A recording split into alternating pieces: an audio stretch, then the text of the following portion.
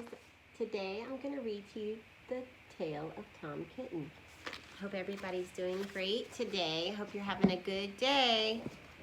All right. Once upon a time, there were 3 little kittens, and their names were Mittens, Tom Kitten, and Moppet. They had dear little fur coats of their own, and they tumbled about the doorstep and played in the dust.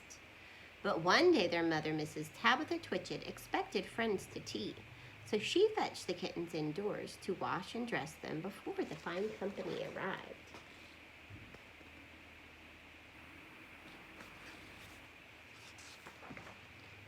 First, she scrubbed their faces. This one is Moppet. Then she brushed their fur. This one is Mittens. Then she combed their tails and whiskers. This is Tom Kitten. Tom was very naughty, and he scratched.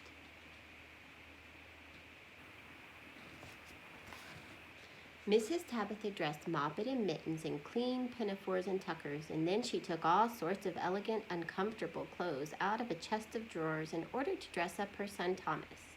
Tom Kitten was very fat, and he had grown. Several buttons burst off. His mother sewed them on again. When the 3 kittens were ready, Mrs. Tabitha unwisely turned them out into the garden to be out of the way while she made hot buttered toast. Now, keep your frocks clean, children. You must walk on your hind legs.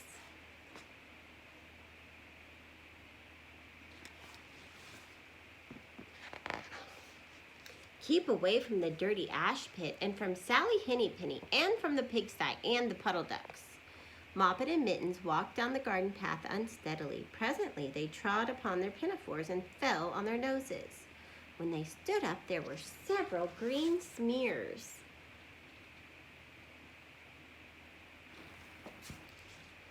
Let us climb up into the rockery and sit on the garden wall, said Moppet. They turned their pinafores back to front and went up with a skip and a jump. Moppet's white tucker fell down into the road. Tom Kitten was quite unable to jump when walking upon his hind legs and trousers. He came up the rockery by degrees, breaking the ferns and shedding buttons right and left.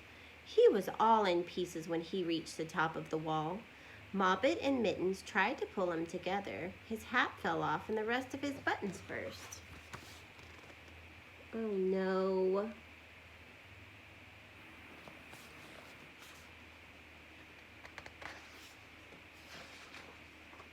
While they were in difficulties, there was a pit-pat, paddle-pat, and the 3 puddle ducks came along the hard, high road, marching one behind the other, and doing the goose step, pit-pat, paddle-pat, pit-pat, waddle-pat. They stopped and stood in a row and stared up at the kittens.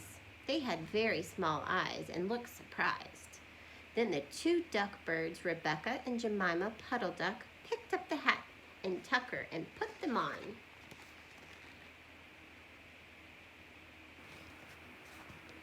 Mittens laughed so that she fell off the wall. Moppet and Tom descended after her. The pinafores and all the rest of Tom's clothes came off on the way down. Come, Mr. Drake Puddle Duck, said Moppet. Come and help us to dress him. Come and button up Tom. Mr. Drake Puddle Duck advanced in a slow sideways manner and picked up the various articles. But he put them on himself. They fitted him even worse than Tom Kitten. It's a very fine morning, said Mr. Drake Puddle Duck. That silly duck.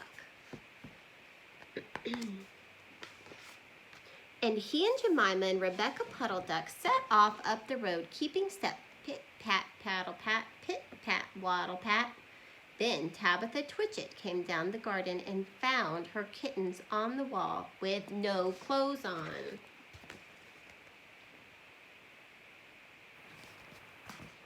She pulled them off the wall, smacked them, which that wasn't very nice, and kind of spanked them, and took them back to the house.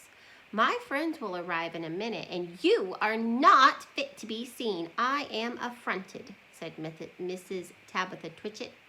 She sent them upstairs, and I am sorry to say she told her friends that they were in bed with the measles, which was not true. Quite the contrary, they were not in bed, not in the least.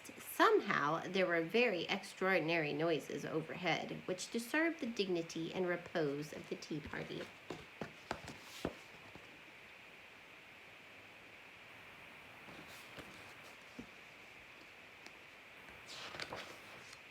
And I think that someday I shall have to make another larger book to tell you more about Tom Kitten.